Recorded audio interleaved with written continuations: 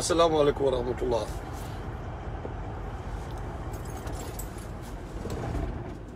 asalaamaaleykum wa rahmatullah maa ngi leen nuyu mbokk yi di nekk turam ak santam. waaw le temps mbokk yi dugg si tey damay wax ci réconciliation bi li fa Sonko réconcilier Moussa Diop ak Barthélémy Diaz ma bëggoon cee sànni ay kàddu waaw incha allah di nuyu ñëpp parce que am na si yoo xam ni quand même dama ci xaw a am problème daal dama ci am problème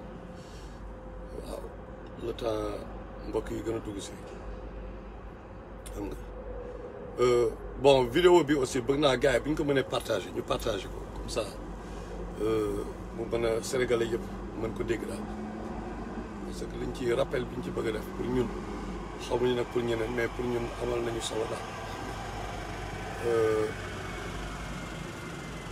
li may njëkk a rappelé rek mooy defe naa bon ñun xaw nañ constant ci xeex bi normalement ñi war nañ ko xam parce que depuis 1988 ba léegi ñoo ngi ci xeex bi donc am na yoo xam ne Samba Koor mu amatuñu dara lu ñuy prouver ñun amuñu lu ñuy prouver te defe naa li ñuy wane nañ ko yàgg na donc juste pour dire que askan bi donc moo ñu tax a jóg. mais la moo tax may wax lii mooy parfois askan bi xaw ma dafa am ay boy yu bees yu soog a judd yu comprendre lul démb te duñ laajte je sais pas mais y a un problème quoi parce que damay gis yenn commentaires yi yenn wax yi mais les gens je comprends pas la mooy seen nekk seen bopp yi ok depuis bi gën a récent depuis am na ay postures yoo xam ni yu xaw a metti comme tey yoo xam ne jël nañ ko fi jamono ñoom Souleymane Jules Diop nii la Sénégalais yi doon jàppee di wax boo waxee benn affaire gars yi doon jaay seytaane di jàppale Souleymane Jules Diop ba mu instant bi naan way Karim Wade nous étions contre Wade mais bu ñëwee taxaw mu ne Karim Wade góor jigéen la nangam mais ñëpp di taj parce que dañoo contrôler Karim Wade di wax yu ñaaw ci yaayu Karim Wade amin même bu dee tubaab xam nga gars yi nu ñu mel rek nit la yàlla bu créé am na yoo xam ne dafa rafetul loolu bekk nuy daal mais moment yooyu dañuy ñëw di tàccu Sénégalais yi dañu tàccu quoi dañu ñëw boo waxee mel ni amin ay wax yu doy waar ñooñu après ñoo war a jiite après voilà depuis boobu qu'est-ce qu'on a fait encore une fois dama koy rappeler depuis 1960 lan la ñu def remplacé par le PS par un autre PS qui s'appelle PDS remplacé le PDS par un autre PDS qui s'appelle APR te instant nous sommes en train de remplacer quelque part de remplacer cet APR là bu ñu def attention dañ ko remplacer par un autre APR dañ def attention donc lu ñu war a def mooy faut concentrer wu ci pas seulement ci Macky Sall nous devons avoir l'œil sur l'opposition aussi ku ci nar a dérailler ñu teg la ci raay yi parce que tey jii Alé Fall tey jii nañu waxante dëgg nañu waxante dëgg démb Macky Sall du ñun la àndaloon di xeex suñu wet ana ñoomin kii comment il s'appelle encore le gars là attends ma jégal li comme ça bruit bi comment il s'appelle Latif Coulibaly n'est-ce pas qu'il était avec nous Latif Coulibaly est-ce que ñoo ngi koy dégg ana ñoom ñëpp ñu doon taxaw ana ñoom Alioune Tine ana ñoom Macky Sall seen discours démb ya pourtant ils étaient avec nous bi ñuy xeex ci terrain bi te bu ma waxee bi ñuy xeex ci terrain bi fàttaliku leen bu baax Matar bii di wax quoi ok Matar bii di wax même États-Unis fii dam leen ngeen laaj Alioune Sané coordonnateur Y'en a marre ak Matador ok man la ñu booleeg ay nervi waa PDS man kese maa taxaw di xeex ak ñoom guddi gi man kese ok la Alioune Sané bu Y'en a marre moo nga fa kii moo nga fa woon pour lan c'était pour le peuple j'étais le seul taxaw di ñàkkanteeg nervi yi foofu yu waa PDS fayoon ba porter plainte d'abord police Bronx ba pare police Harlem ba pare soog a ñëw ok so juste pour dire loolu c'est juste pour dire que bon y a pas de constance bi dañ koy jéem a naturellement quoi donc bu ñuy wax na gars yi déglu nañu bàyyi bu ñu leen waxee dara ñu ne way ay militant Tamsir Thierno Alassane Sall militant kële nekk ñu fi pour militant kenn dëgg lañ fi nekkal nañu gars yi di déglu li leen di wax lan la liñ leen mës a wax yëpp gis ngeen ko lan lañ leen wax te gisu leen ko tey jii ñii di wax amul Ousmane Sonko amul Massamba Ndiaye amul kenn fii tey opposition ñun li ñu xeex kenn xeexu ko fi même 2012 kenn xamu leen nekk ñu woon ci terrain di xeex ñun ñoo doon xeex ñeneen ñi doon àndal di xeex ñoom ñëpp corrompre nañ leen dem nañ seen yoon waaye Y'en a marre ñoom ñëpp encaissé nañ seen xaalis dem seen yoon ak ñeneen ñoom Alioune Tine ana tey waa M23 ñëpp sont corrompus dem seen yoon ñun rek ñoo fi des ci xeex bi 88 ba léegi ñun kese la donc bu ñuy wax xanaa nag prouvé nañu ñu déglu ñu ak xel donc Ousmane Sonko bu jaarul yoon dañ koy wax bàyyi leen seen affaire yi ngeen di def bàyyi leen li ngeen di def ngeen xalaat seen bopp Ousmane Sonko moo leen gënal seen bopp yéen ñooñu ñi may wax mooy ñi nga xam ne ku wax Ousmane Sonko ñu saaga la wala ñu yow kii wala bañ a nekk nit Ousmane Sonko moo leen gënal seen papa ak seen yaay moo leen gënal seen doom yi dama jël Ousmane Sonko en exemple rek mais dama ni bépp politicien ku fi bëgg a nekk président tey est-ce que moo la war a gënal sa famille yow moom bu nekkee président il a tous les privilèges est-ce que li muy am ci privilège ñun ñu teg ko est-ce que yow moom ngay am waa ji bu nekkee ñun dañu toog ba ay pourriture ma toog benn instant Françoise Hélène Gueye genre yooyu pourriture yooyu di oser naan dañu xeex pour nekk dara ci réew mi xam lan la ñuy nekk après ah lan la ñuy nekk ba pare yéen ngeen seetaan leen ma gisee ci ay liste ay Idrissa Seck ay ñoom Idrissa Seck pourriture yooyu xam lan lay signifier moom mooy bu nekkee président Sénégal wala pourriture bu nekkee njiit leader biir Sénégal moom mooy njiite sa papa mooy jiite sa yaay mooy jiite say doom mooy jiite sa sëriñ sax même xalif généraux murit yëpp laa murit Tijaan Laayeen yëpp xalif généraux yëpp kooku mooy nekk seen président yéen di ngeen nangu loolu non damay wax est-ce que ku nekk di nga nangu n'importe qui nekk sa président wu papa est-ce que di nga nangu n'importe qui nekk sa président wu yaay di nga nangu n'importe qui nekk sa président wu sëriñ nañu waxante dëgg sénégalais yi soyons sérieux quand même ah Ousmane Sonko keroog wax naa leen ko fi dafay def ay erreurs cela ne signifie pas que bu ñuy wax dañuy dénoncer yenn yi ça que way dañu acharné wu que non ku farul ci ku créer Sonko rek parce que feneen nga far bàyyi leen seen esprit boobu bàyyi leen esprit boobu nit ki bu déconné ñu teg ko ci raay yi c'est pas parce que dañoo far feneen non c'est pas ça. C'est parce que bëgguñu ko ñu naxaat parce que dañoo yàgg a nax te ñu daan nax dañu doon gëmloo suñuy xarit lañu nekk ak ñun lu ne ñu wax ñu ko moo tax dañu teel a teg affaire yi ci yoon. Ça c'est de deuxièmement il faut que sénégalais yi ñoom képp kuy falu après mu comprendre ne man de doole moo ma teg ci pouvoir bi dëgg moo ma tax ma def ko kon bu ma jalgatee de doole bi teg ma ci pouvoir bi bu ma jalgatee dañu dal sama kaw.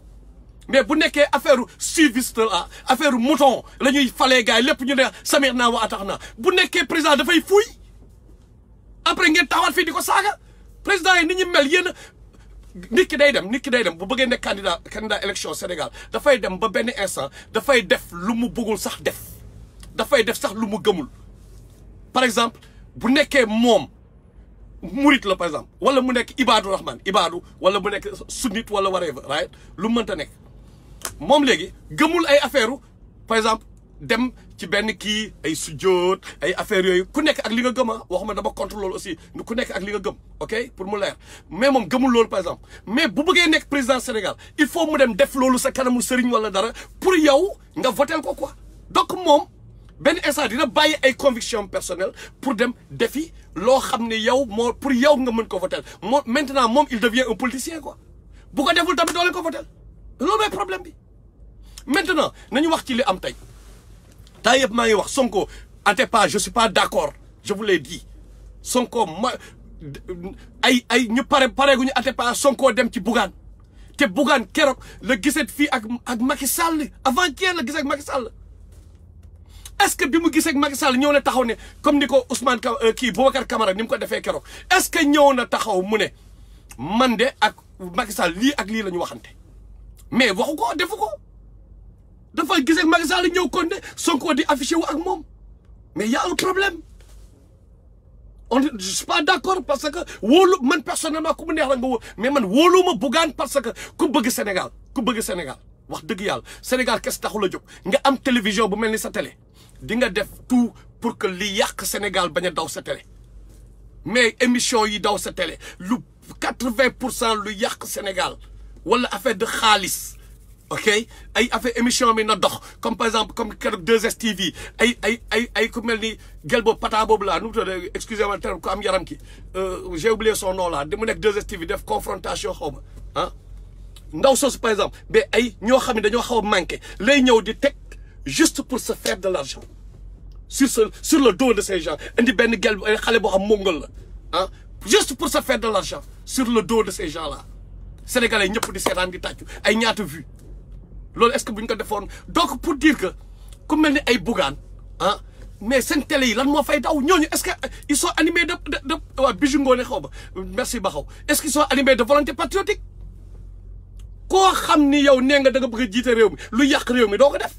mais ñoom xaalis moo leen tax a jóg donc Sonko bu waxee loolu mu affiché ak moom man problème lay nekk peut-être yéen du problème si mais man problème la ci man quoi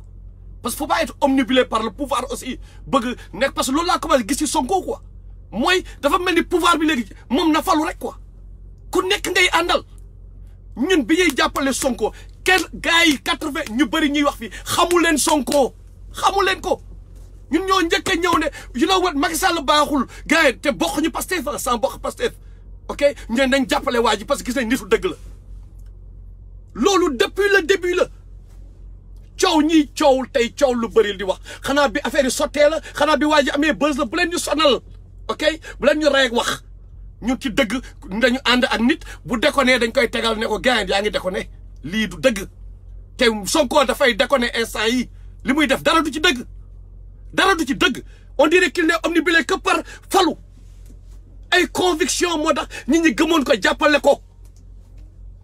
même bu dee benn dërëm même bu dee benn yoon yëkkat nañ suñu dërëm def ko ci moom moment boo xam ne ñu bëri xamuñu ko fii dañu waxante dëgg dañu waxante dëgg ñii di coow lépp est-ce que alal dafa sax ci xol dafa sax ci xol ku siw nag nga defal ko dafay yomb parce que dafa siw mais ku siwagul nga xalaat nga am ci kii loolu defe naa dëggu mooy tax ñu koy def quoi mais dafa commencé déconner tey jii affaire Barthélémy Dias ak kële lu ci yoonu Sonko ba ngay jubale ki pel sa affaire gayen lu ci sa yoon lan mooy lu ci sa yoon mooy mais li leen boole mais du alalu seen alal personnel quand même ñoom ñaar li leen boole mais alalu réew mi la kii ne da ngaa sàcc ci réew mi kii ñëw ne sàccu ma waree fa affaire mais ñu ñëw rek toog ba mu yàgg ñu juboo nii quoi juboo après on passe à autre chose mais non suñu alal ñun la ñu sàcc dafa war a leer donc ñoom ñaar mënuñu amandoo raison Sonko nee nga way léegi dama dem jubale leen comme ni ñu koy waxee réeroo amul ñàkk waxtaana am mais réeroo amul ci loo xam ne ñun suñu alal la ñun sénégalais ah mais du ay affaire de réeroo du affaire de waxtaan Barthélémy Dias duñ ko képp parce que dañ ko képp balaa ngay diil di dugg ci ay wax dañoo toog nga toog un peu Barthélémy nga génne ay documents ne gain bi c'est un corrompu teg ko ci table bi nga ko teg traite de gars de vermine l'autre aussi il te traite de tous les noms d'oiseaux mais le gars c'est un avocat xam na nu muy gérer dossier am nga xam ni dugg nga daf la nar a képp nga dem woo Sonko pour Sonko dem defal la kii ah mais affaire bi du seen alal moo nekk en jeu ah bu ñu waxee gars yi naan way yenn say xaw ma gars yi lan mooy seen problème ay jubale ay nit ay ci sunna la bokk mais jubale ay nit ci ay fen ci sunna la bokk wax leen astafurlaa yéen ñooñu di wax ñoom ñaar am na ku ci fen donc ñoom ñaar bi ñuy xuloo seen problème personnel ñoo tax ñu juboo ñu xuloo ñoom ñaar non problème Sénégal moo tax ñu xuloo ñoom ñaar li ñu sàcc sénégalais yi moo tax ñu xuloo donc génn na seen loxo ñoom ñaar dafa dépasse seen loxo donc buñ ñu rey jubóole ay kii Sénégal nañ nekk nit te bàyyi leen diine bi ngeen di dugal ngeen dem jàngi balaa ngeen di waxi sunna dem leen jàngi yonent bi mooy kan na la doon defee ñett yi boo leen ko boolewul doo leen mës a xam tous boo leen boolewul alxuraan ak xadis ak siira ñett yi boo leen ko boolewul doo leen mës a comprendre dara moo tax chaque fois nit ñi di balancer ay affaire sunna ay alxuraan hors contexte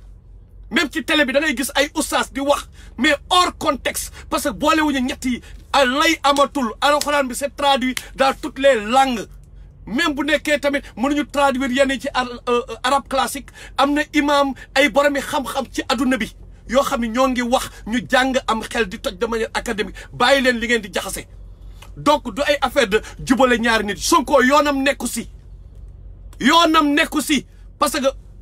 falu lay wut ay nit lay wut parce que xam na ne Sénégalais yi dañoo émotionnel way affaire simple comme déjà ñoo bëgg soo tombé dans le panneau quoi parce que ñoo ngi naan waaw non kii la moom ku baax la moom wax daal jubale ay julit jubale ay nit mais ñoom ñaar am na ko ci sàcc kii dafa ne Moussa Diop sàcc nga Moussa Diop ne kële sàcc nga ñu ne non waxtaan nañu à l'amiable donc léegi ñoom ñaar ñëpp kon léegi ñoom ñaar ñëpp kenn du ci sàcc donc ñoom ñaar am na ku ci nekk sàcc donc waxtaan nañu jubale Sonko sauvé nga benn sàcc protégé nga benn sàcc parce que ñoom ñaar ñëpp mënuñu innocent am na ku ci wax dëgg donc bi nga waxee waxtaan ngeen da ngaa jël dëgg bi nga teg ci sa tànk pour say intérêt personnel pour nit ñi mën la fal Ousmane Sonko arrête il n'est pas trop tard arrête Ousmane Sonko ça exagère Tahibou Ndiaye c'était la même chose ñi ñaa ngi protéger whatever c'était la même chose avec Tahibou Ndiaye continuer nga Mansour Faye yow général nga Ousmane Sonko tu es un général amoo pour wax ak ay gobi ñankatang comme Mansour Faye yow booy deal da ngay deal ak Macky Sall nga war a dealal bu nekkee leader nga bu nekkee war nga posture leader nga waroo wax ak ay Mansour Faye come on man nañu waxante dëgg affaire ñàkk fayda la da nga bëgg jiite Sénégal da nga yor galon yi nga wane man je suis un général ay querelle de borne fontaine waroo cee taxaw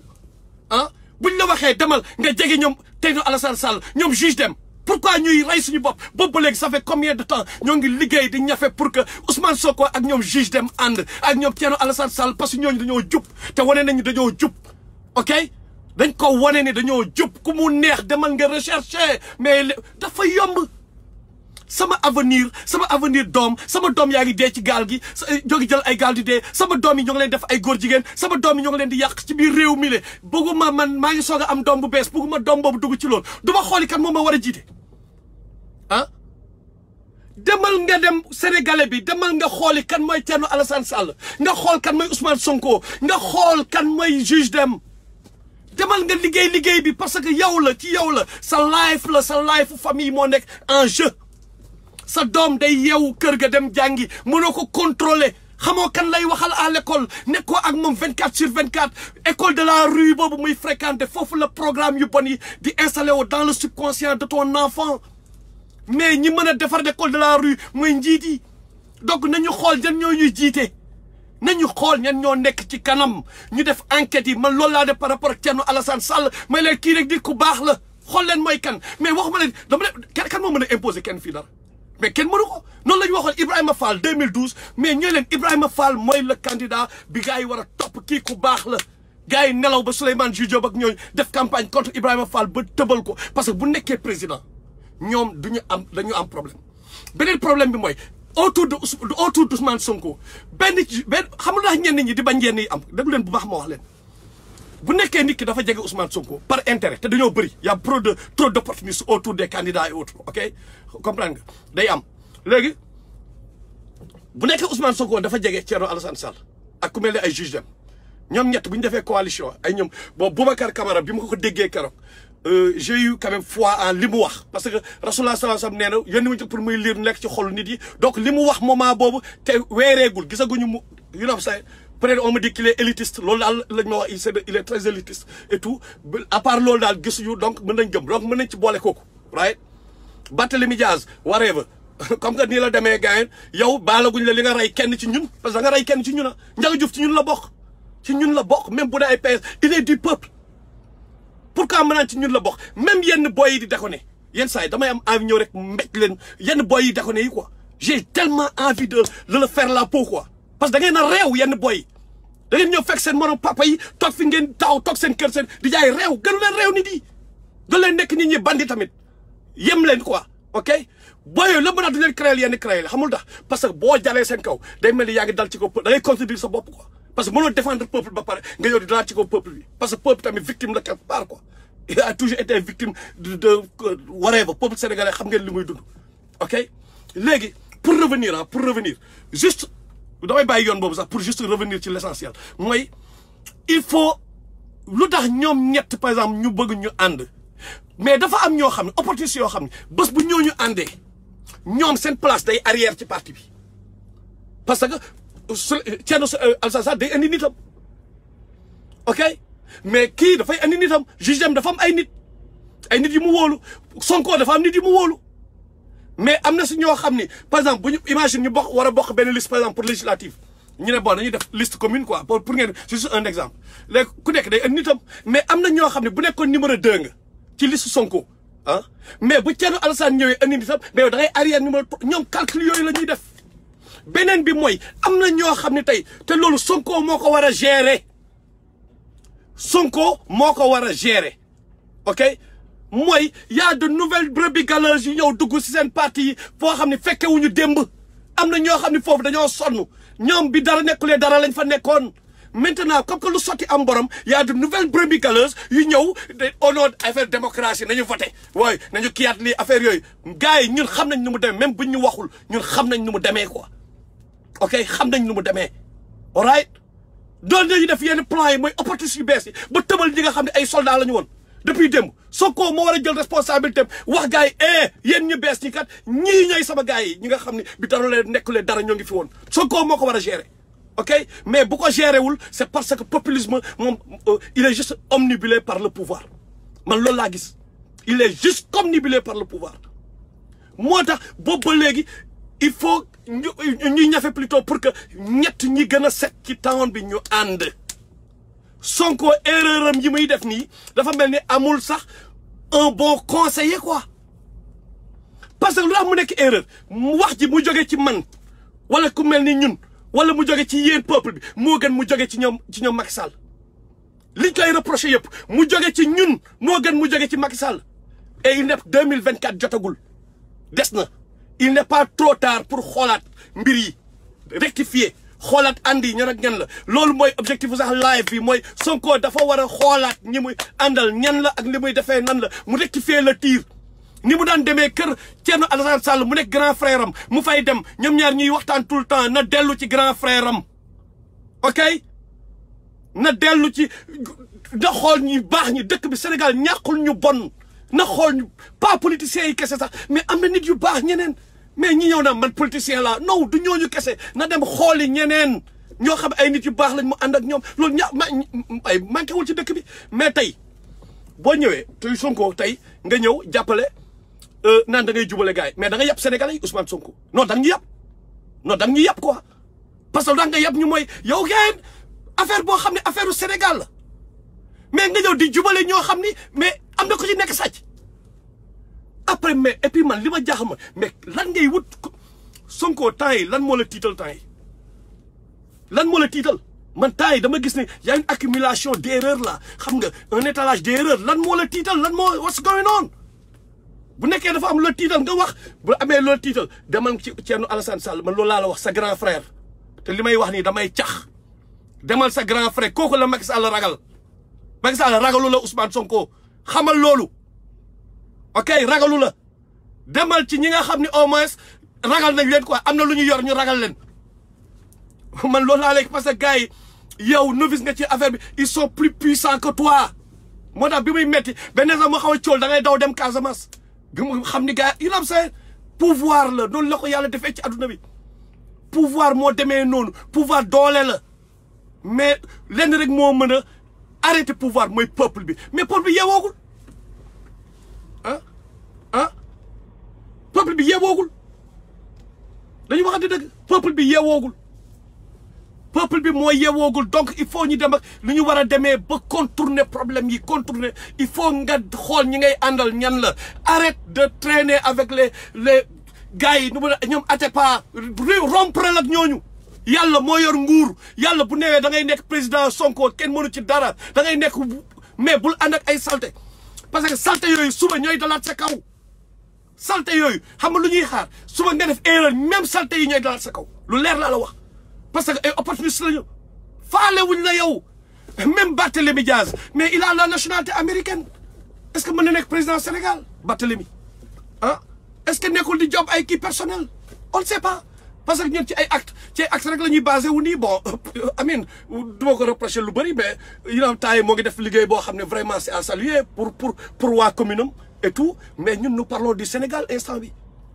nous parlons du Sénégal quand tu boo amul yow hésité woo pour tirer ci benn Sénégalais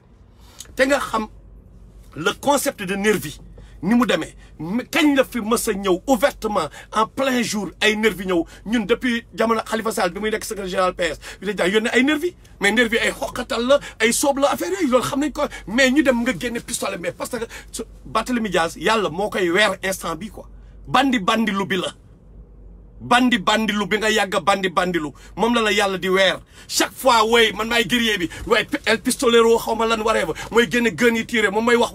you know say bii paa nag nga dal ci Moussa Diop boobu ah nga xam ni ça va chauffer ah parce que da nga def erreur gars bi c'est un avocat moo la gën a xam loi yi moo gën a xam même buy sàcc moo la gën a xam nu muy contourner système bi donc gars yi jaay guerrier ci kanamu nit yi moo la dugal ci ay problème léegi tu es obligé dem ci Sonko pour kii à l'amiable léegi nag ñun sénégalais yi nous devons plutôt exiger que affaire bi dafa war a leer yéen c'est pas parce que baalante ngeen seen biir mu non du alalu Sonko du alalu Barthélémy Dias du alalu Moussa Diop alalu sénégalais yi moo nekk en jeu dafa war a leer sénégalais yi ñoo war a porter plainte léegi pour mu leer ñu xool kan moo ciy fenn comme ça mu nekk un avertissement pour les autres il faut mu demee noonu pour ñu mën a avertir les autres ñii di nar a ñëw après ñu xam ne sénégalais yi foowuñu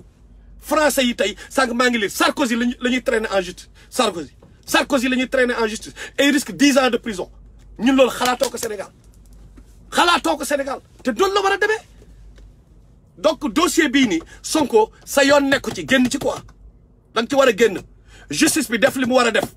ñoom teg nañu ay affaires pas en privé mais sur l'espace public à la télé teg nañu ne ñun dañoo sàcc alalu sénégalais yi loolu la ñu wax léegi nag comme que wax ji génn ba pare dafa war a leer justice bi dafa war a continuer ak procès bi amul ñoom ñaar non na day jóg